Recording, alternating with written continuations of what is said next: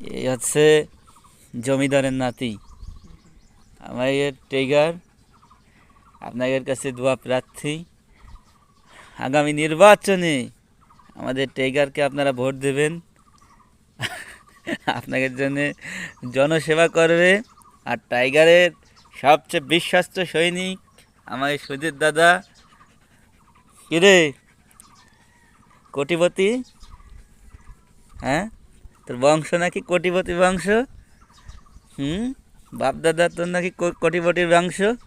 হ্যাঁ, এক সময় ট্রেনের টিকিট পাওয়ার জন্যে তুমি কি করতে স্টেশনে যায়?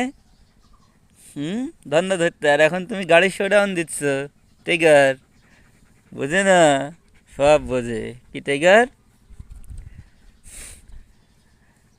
তোমার বাপের আছে 3 বিঘা জমি, তুমি নির্বাচন করবা, এমপি ইলেকশন। হুম, টাইগার